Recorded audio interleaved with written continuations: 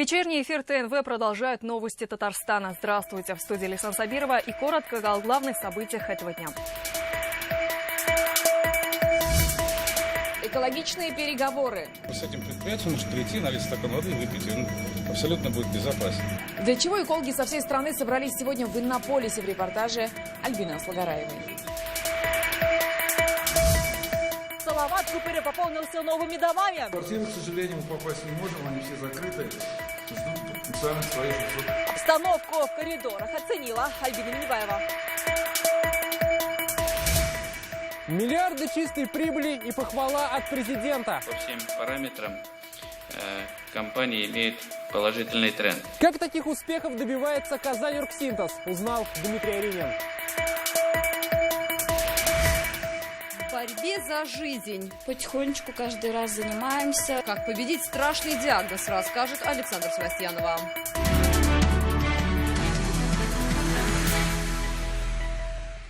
Это будет самое современное, безопасное и экологичное предприятие в стране. Речь о мусоросжигательном заводе, который появится в Татарстане. Сегодня вопросы экологии в рамках всей страны обсудили в Иннополисе. Здесь прошло выездное заседание Росприроднадзора при участии вице-премьера России Александра Хлопонина. Когда в Татарстане появятся свои белые барсы и какие аргументы привели для противников строительства мусоросжигательного завода. Альбина Аслагараева. Выбираем объект на карте, допустим, Иннополис, выбираем категорию. И тут же оставляют заявку на портале «Народный контроль». Александру Хлопонину презентовали татарстанское приложение. Есть разные категории: стихийные свалки, вода, воздух, незаконные карьеры. Обращение автоматически появляется на эко-карте. То, что мы сегодня видели, это, я думаю, это прорывной шаг вообще в развитии отношения человека просто к природе, к экологии. Это вот вообще система общественного контроля. Мне сегодня было отрадно посмотреть, как это развито в Татарстане. Главный вопрос на повестке – строительство в республике мусоросжигательного завода. Вопрос уже решен. Это будет самое современное предприятие, соответствующее требованиям экологической безопасности. Те люди, которые там пугают какими-то ужастиками, пусть они дадут официальное, подтверждение своих слов. А сам проект, во-первых, мы будем делать то, что уже опробовано в мире, а во-вторых, мы проведем самую тщательную экологическую экспертизу. Мы же разумные люди. Неужели вы думаете, что я, житель столицы, буду принимать такие решения, чтобы экология в столице ухудшилась? К 2020 году в России построят 5 мусоросжигательных заводов. Это будет прорыв в обеспечении защиты окружающей среды, отметил Александр Хлопонин. Мы должны показать людям, объяснить и доказать, что к нему применяются самые высокие экологические требования. Не то, что каких-то выбросов, не то, что какое-то загрязнение. Это вот самая современная конструкция, с самыми современными технологиями, самым чисто. То есть рядом с этим предприятием может прийти, налить стакан воды и выпить, и он абсолютно будет безопасен. Еще одно предложение, которое сегодня закрепили подписями – создание в республике Центра реинтродукции, реабилитации, разведения и охраны снежного барса «Ирбиса». Разведением символа Татарстана планируют заняться в Зеленодольском районе на базе охотничьего хозяйства «Свияжск». Это символ нашей республики. Он будет возрождаться, реинтродукционный центр будет создан.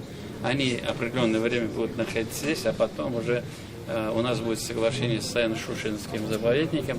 Они будут находиться там. Также Александр Хлопонин сегодня предложил президенту на территории республики организовать уникальный парк. В заповеднике соберут всех представителей семейства кошачьих, обитающих в стране. Идею поддержали.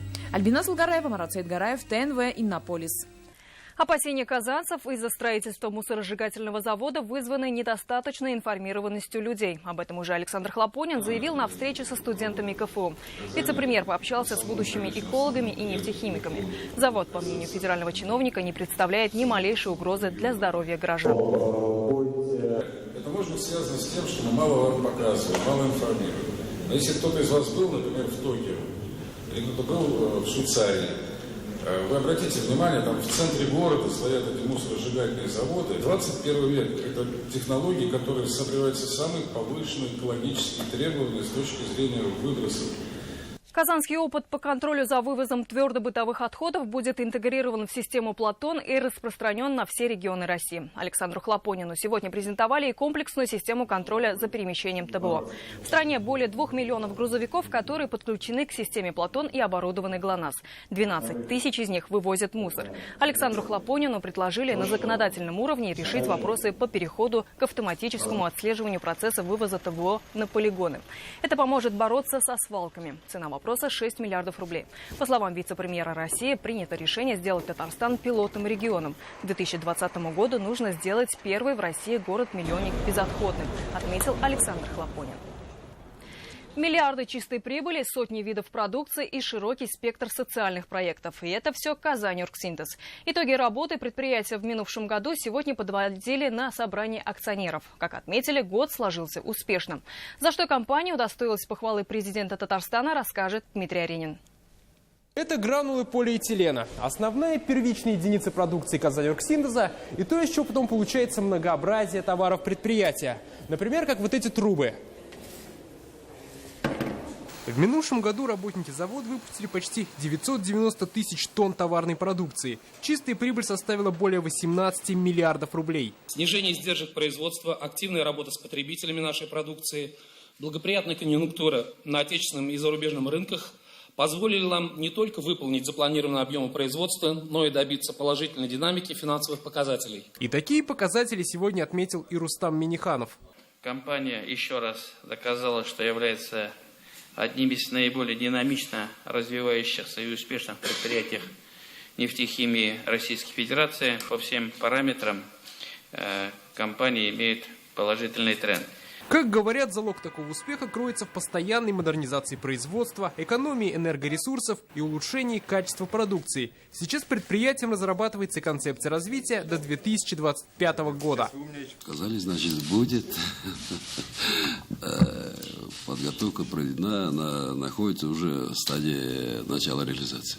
Благодаря своим экономическим успехам Казань-Оргсинтез ежегодно дает и зеленый свет широкому спектру социальных проектов. Так, в минувшем году продолжилась поддержка фонда Возрождения, в Казани новый облик получил сквер УДК «Химиков» и началось благоустройство лесопарка «Лебяжье». Здесь планируют капитально отремонтировать насосную станцию и трубопроводы, для того, чтобы перекачивать воду из озера Изумрудное сюда, в Лебяжье, и тем самым поднять здесь уровень воды. По берегам озера старые деревья должны вырубить, а на их месте посадить новые. За такое неравнодушие к нуждам татарстанцев Казань-Оргсинтез удостоился отдельной благодарности от Рустама Минниханова. Я бы хотел высказать словами благодарности руководству компании, руководству группы компании «Таиф» за социальную ответственность Казань-Оргсинтез в реализации наших экологических и культурных проектов республики. Добавим, что благодаря успешным финансовым результатам акционеры Казань-Оргсинтеза получили дивиденды. Также решено, что совет директоров общества продолжит возглавлять Руслан Шигабуддинов. Дмитрий Аренин, Андерсен Тальцев, ТНВ, Казань.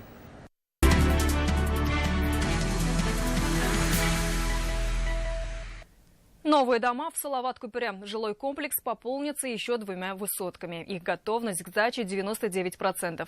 Альбина Минибаева оценила объемы завершающих работ. Все везде одинаковое.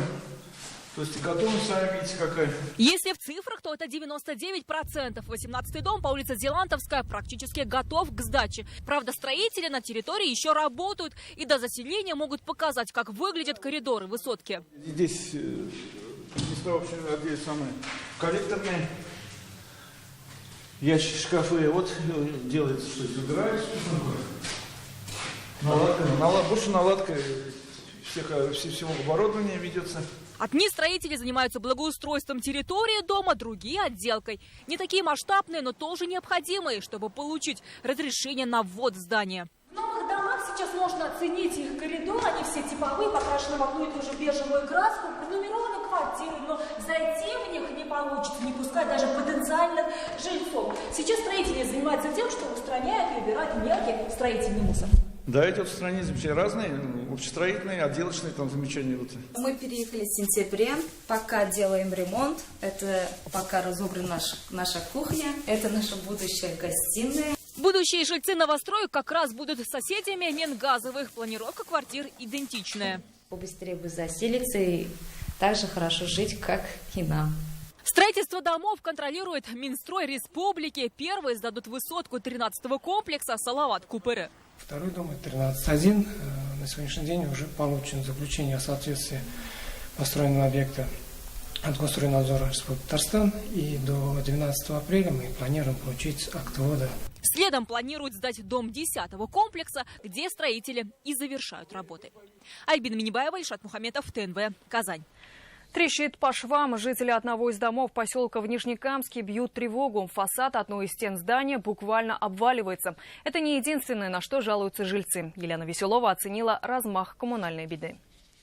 Пожалуйста, вот вам наставленность. От черной плесени жильцы дома спасаются чем могут. В ход пошли фуфайки, тряпки и фанера, но все безрезультатно. В квартирах сырость и мокрицы. Вот, пожалуйста, одну еще поймала. В этом доме поселка Красные Поляны Наталья Тайманова живет больше 30 лет. С приходом весны в ее квартире тоже оттепель. Мокрые стены, потолок и неприятный запах. Крыша дома постоянно протекает, говорит женщина. По ее версии, всему виной промах строителей. Уложена плита неправильно, что нужно там все переделывать. Вячеслав Гаранин живет 3 этажами выше, но обстановка такая же.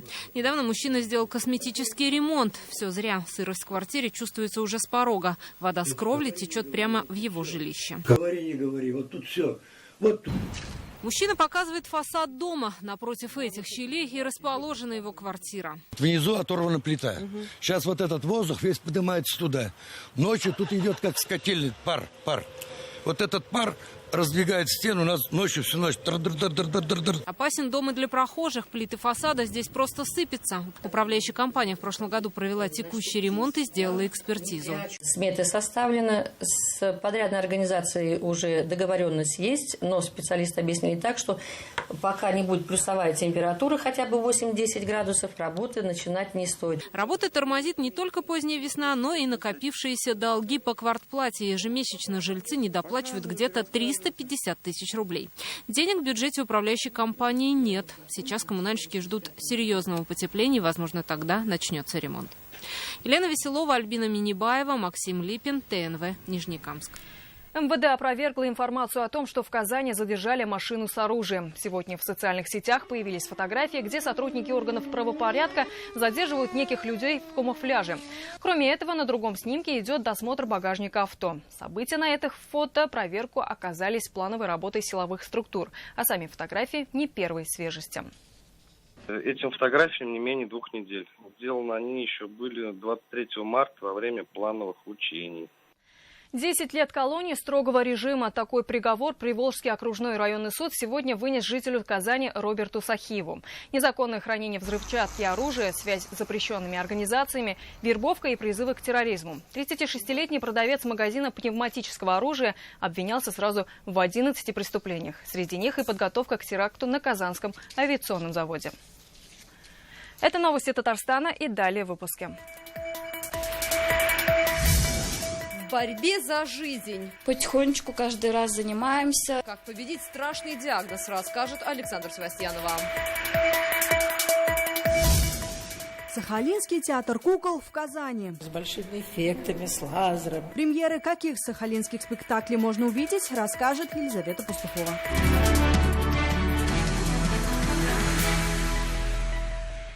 Трехлетней Эвелине Захреевой из Набережных Челнов нужна помощь. У девочки ДЦП. Очередной курс лечения стоит 67 тысяч рублей.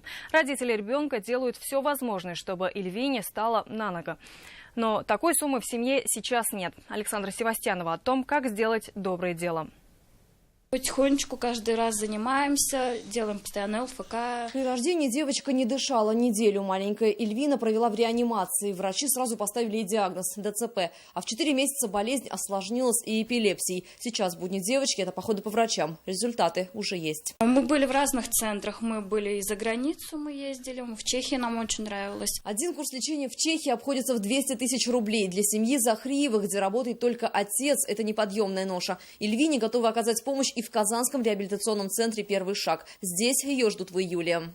Мы ходим на ЛФК тоже, опять же, потому что на многие процедуры нельзя, так как можно опять приступы эпилепсии спровоцировать. 24-дневный курс лечения стоит 67 тысяч рублей, но таких денег в семье нет. Номер телефона мамы Эльвины Захриевой сейчас вы видите на экране. Родители девочки верят, что неравнодушные люди помогут собрать эту сумму, а значит, подарят их дочери шанс на выздоровление. Александр Севастьянов, Александр Мустафин, Ильшат Аюбов, Альберт Швигулин, ТНВ, Набережные Челны.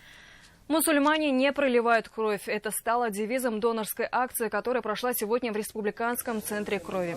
Сюда пришли десятки представителей мусульманского духовенства Татарстана во главе с муфтием республики. Имамы мечети, студенты и преподаватели исламских учебных заведений сдали кровь для жертв терактов в Санкт-Петербурге. Ведь помогать тем, кому нужнее, учит любая религия. Мы с вами ни разу не слышали, чтобы искали, скажем, русскую кровь или татарскую кровь. Или говорят, мне нужна чувашская или марийская кровь. Кровь у нас одинаковая, мы все похожи. И должны помнить, что мир, он очень хрупок. Над этим нужно работать каждый день. И опять давайте вспомним, что мы живем в одном общем доме. Лед и снег уже почти растаяли, а значит, автомобилистам пора задуматься о сезонной смене шин. Какую резину выбрать и где переобуться в нашем сюжете. Именно шины связывают автомобиль с дорогой, а потому именно от их качества напрямую зависит безопасность. При покупке обращайте внимание всегда на шины премиального класса. Это больше коэффициент надежности при движении, это лучший тормоз, это лучшее сцепление при мокрой дороге. Среди премиум моделей специалисты советуют обратить внимание на шины «Континенталь».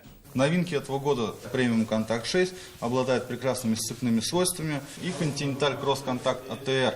Шина предназначена для автомобилей класса SUV, то есть внедорожников, обладает своими прекрасными степными качествами на бездорожье за счет зубцов протекторов. И для автомобилей спорт-класса у нас имеется шина новинка прошлого года, это Continental Sport Contact 6. В ТСЦ вершина шины Continental можно купить на специальных условиях. При покупке шин Continental у нас действует акция «Удачно переобулся». То есть монтаж балансировок колес бесплатно, также расширенная гарантия шин на год. То есть покупатели шин Continental смогут получить подарок от концерна и гарантировать себе безопасную езду.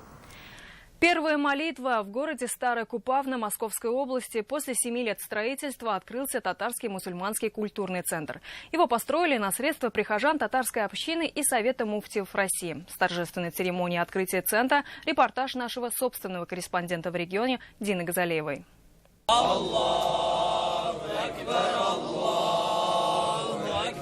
Весеннее солнце, набухшие почки на деревьях, как раз к новоселью в Центре татарской мусульманской культуры. Все это сделало день еще более радостным для татар Московской области. Это открытие, мы от этого открытия просто рады до безумия. Стройка на деньги прихожан татарской общины и Совета муфтиев России длилась 7 лет. Теперь в 4-этажном здании вместимостью на 400 человек и со своей территорией всегда открыты двери. Если раньше не было со стороны русского населения понимания, то сегодня они понимают. Наши мусульмане, они наши соседи.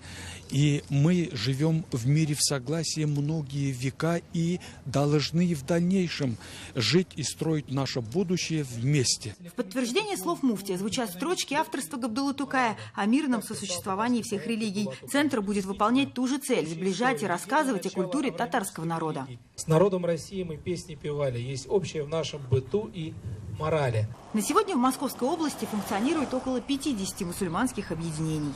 Сложно поверить, что всего несколько десятилетий назад в Московской области не было ни одного мусульманского религиозного объекта. Сейчас их 23. Мечети, молельные помещения и вот татарский культурный религиозный центр. От общего числа жителей Подмосковья татары 4-й по численности нация. Сейчас в Московской области готовы вновь приступить к строительству. 25 новых мусульманских религиозных объектов появится в Подмосковье. Запущен процесс отвода земли. Будут среди них и татарские культурные религиозные центры.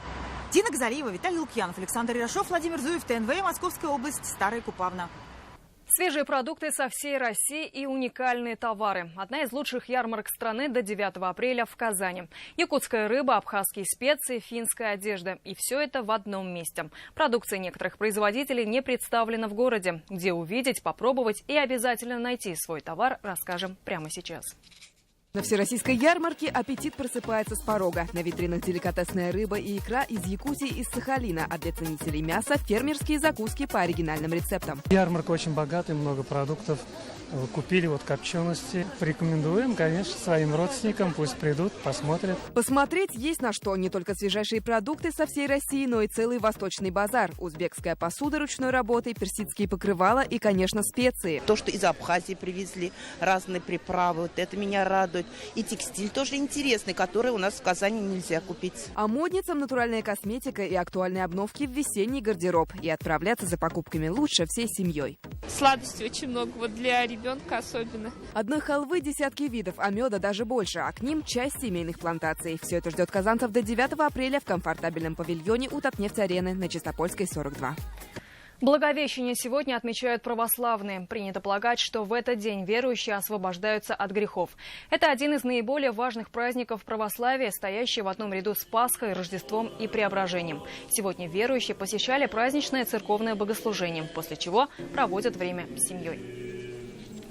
3 дня, 2 постановки. Сахалинский театр кукол в Казани. Артисты уже покорили публику театра кукол «Акиет». Здесь сегодня прошла премьера спектакля «Мы летали на диване».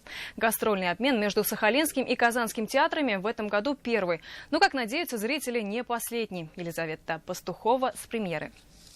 Никогда еще не был в Казани.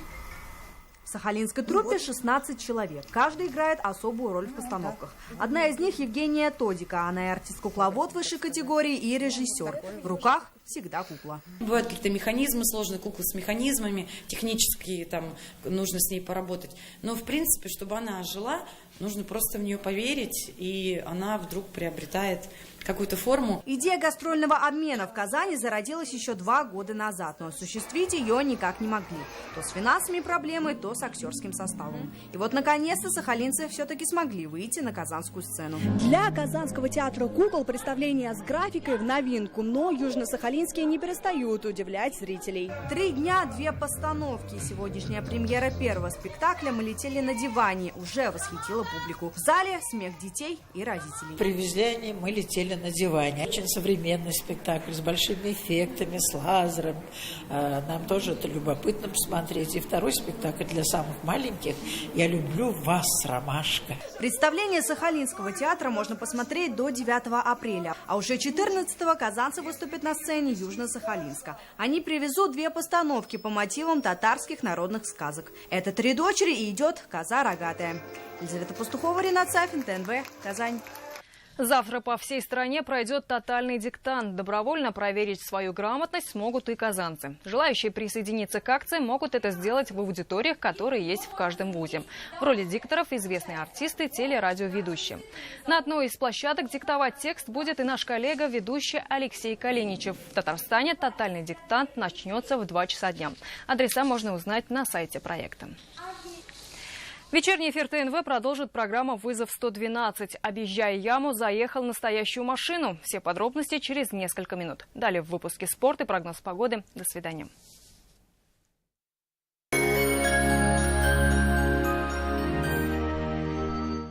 Иногда ипотека бывает неподъемной. Мы снизили для вас процентную ставку. Ипотека всего от 8% в новом жилом комплексе «Садовое кольцо». Акташ Инвест. Доверьтесь нашему опыту. В поисках выгодного предложения ипотеки вы обходите много адресов. Заоблачное, высокое, среднее, рыночное. Но если вы ищете низкую ставку, запишите. Выгодная. Банк Аверс. Доступная ипотека здесь. Продадим любой ценой. Ограниченная партия автомобилей Nissan с максимальными скидками. Узнайте подробности в автоцентре Марка. Звоните 4 пятерки 3 единицы. В клинике Медел лазерная эпиляция высокого уровня по суперцене. Мобильная связь «Летай» для атлетов, для автолюбителей, для экстремалов, для меломанов. Это большая сеть 4G. 50 гигабайт 4G за 180 рублей в месяц. Приглашаем в санаторий «Сакрополь», один из лучших санаториев Крыма. Современные методики лечения в сочетании с уникальными сакскими грязями. Скидка 20% на путевки только сейчас. Город Саки. Санаторий «Сакрополь». Chevrolet Niva. Надежный внедорожник с постоянным полным приводом. Созданный для самых сложных дорожных условий. Успейте обменять свой автомобиль в КанАвто на новый Chevrolet Niva с выгодой до 60 тысяч рублей. КанАвто.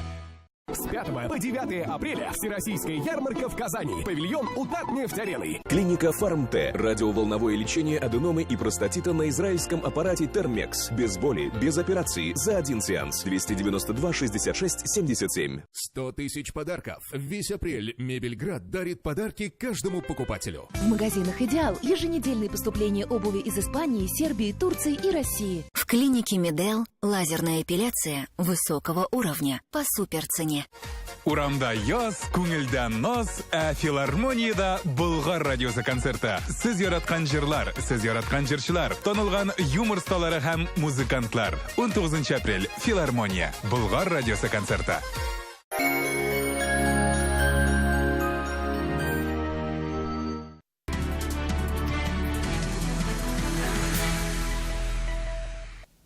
Добрый вечер. Время новостей «Спорт» на ТНВ. В студии Алмаз Гафиятов. Каким будет Акбарс на следующий сезон? Останутся ли в составе игроки и тренерский штаб? Ответы на эти вопросы узнаем 30 апреля. А пока на базе клуба провели итоговую пресс-конференцию для журналистов. Главный тренер Зинутла Белиледдинов и генеральный менеджер Равиль Шавалеев подвели итоги сезона. Акбарс не смог выйти в финал Кубка Гагарина, но выиграл бронзовые медали континентальной хоккейной лиги. Успех это или провал? Категоричного ответа нет. Но то, что 30 апреля истекает контракт у тренеров и многих игроков, это факт. И продлевать, по всей видимости, будут не всех. С кем-то из хоккеистов, безусловно, придется прощаться. Сложнее найти достойную замену. Европейский рынок сегодня скуп на профессиональных хоккеистов. Выбирать приходится из того, что есть. До 30 апреля всех карт раскрывать не будут, а следующий сезон КХЛ стартует в конце августа. Если раньше выбирали, это было 3 года назад, например, мы выбирали. И этого того мы с Журдухайдачем общались. А сейчас выбирать даже нет. Посмотрим. Сказать конкретно, кто должен и кто может. Задача перед нами стоит, привлечение наших игроков в команду. Мы это будем делать. Попрощался с Кубком России и шансами попасть в Европу футбольный «Рубин». Команда Хавьера Грасси в полуфинале уступила «Уралу». Эта встреча стала самой важной для «Рубина» в сезоне. Победа выводила казанцев в финал Кубка России, куда днем ранее уже вышел столичный «Локомотив», победивший Уфу. Однако «Рубин» с этой задачей справиться не смог. В Екатеринбурге казанцы проиграли со счетом 2-1. Нападающий «Урала» Владимир Ильин отличился на старте поединка. Спустя 10 минут Джонатас ловко пробил головой, сравняв счет. Бразилец мог оформить дубль в концовке тайма, но с пенальти пробил мимо ворот. Уральцы, наоборот, свой шанс использовали. Мяч Александра Новикова вывел команду в финал Кубка России. Мы очень расстроены. Очень хотели выйти в финал. С большим желанием отнеслись к этому матчу. Нам очень больно, что нам это сделать не удалось. И в завершении новости бадминтона. 8 апреля в Аксубаево стартует новый сезон турнира «Бадминтонные надежды Татарстана». Участие в соревнованиях дает для начинающих спортсменов шанс в будущем выступить на всероссийских стартах среди юниоров. Участниками первого отборочного тура состязания станут представители Казани, Алексеевского, Сабинского, Аксубаевского, Алькеевского, Кукмарского и других районов республики. В программе турнира также значится собрание тренерского совета Татарстана. И это все новости спорта к данной минуте. Будьте здоровы и занимайтесь спортом. До свидания.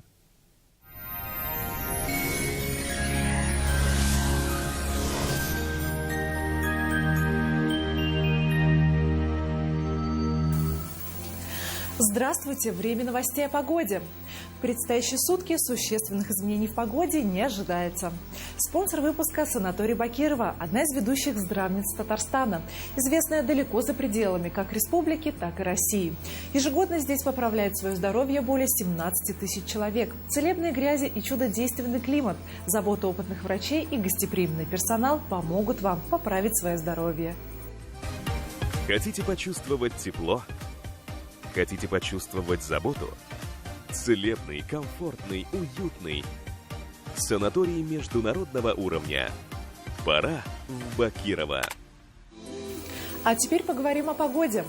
В республике установилась довольно теплая погода. Даже ночные температуры сохраняются плюсовыми. По данным Яндекс.Погода, на юго-востоке Татарстана ожидается облачная погода, но без осадков. Ночью будет около 0 градусов, днем до плюс 4. На северо-востоке осадки не ожидаются. Ночью плюс 2, днем уже до 5 градусов выше 0. На севере республики облачно без осадков, ночью плюс 1, днем же до 5 градусов тепла. На северо-западе ожидается пасмурная погода без осадков, ночью будет до 2 градусов выше 0, днем плюс 4 градуса. На юго-западе облачная погода сохранится, местами ожидаются осадки. Ночью плюс 2, днем до 5 градусов выше 0. В центральном районе республики ночью облачно и плюс 1, днем же малооблачно и до 5 градусов выше 0. В последующие сутки в республике местами ожидаются осадки. В предстоящие сутки в Казани сохранится облачная погода. Ночью будет до плюс 1, днем до 5 градусов тепла. Ветер южный умеренный. Атмосферное давление составит 751 миллиметр ртутного столба. Влажность воздуха 91%. Магнитное поле Земли спокойное. На этом наш выпуск завершен. В студии была Маргарита Павлушина. До свидания.